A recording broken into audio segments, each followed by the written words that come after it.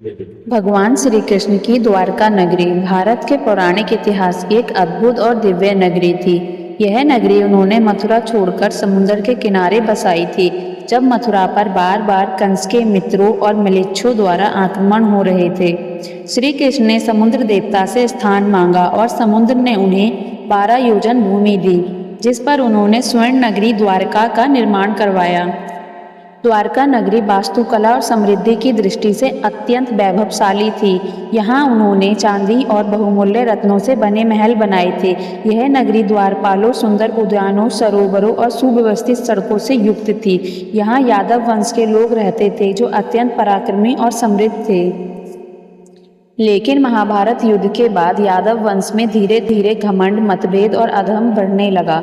श्री कृष्ण जानते थे कि यह समय उनके अवतार कार्य की पूर्णता का है। श्री कृष्ण ने गंधारी के श्राप को भी स्वीकार किया, जिसने यादव वंश के विनाश की भविष्यवाणी की थी, क्योंकि गंधारी ने अपने 100 पुत्रों की मृत्यु का दोष श्री कृष्ण को दिया था। एक दिन प्रभास क्षेत्र में यादवों के बीच शराब पीकर विवाद हुआ, जो बाद में भयंकर संघर्ष में बदल गया। उसी युद्ध में अधिकांश यादव मारे गए। यह देखकर श्री कृष्ण ने भी वन में जाकर ध्यानस्थ होकर अपना देह त्याग दिया।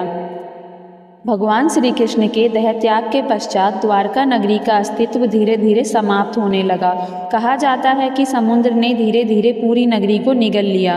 द्वारका नगरी जलमग्न हो गई और समुद्र की गहराइयों में समा गई। आज भी आधुनिक विज्ञान और पुरातत्व विज्ञान ने गुजरात के समुद्र तट के पास पानी के नीचे द्वारका के अवशेष देखे हैं, जिससे यह सिद्ध होता है कि पौराणिक द्वारका कोई कल्पना नहीं बल्कि ऐतिहासिक सच्चाई है। द्वारका के डूबने की कथा यह संदेश देती है कि चाहे कोई भी साम्राज्य कितना भी शक्तिशाली क्यों ना हो, जब अधर्म, अहंकार और विनाशकारी प्रवृत्तियां बढ़ जाती हैं तो उसका अंत निश्चित होता है।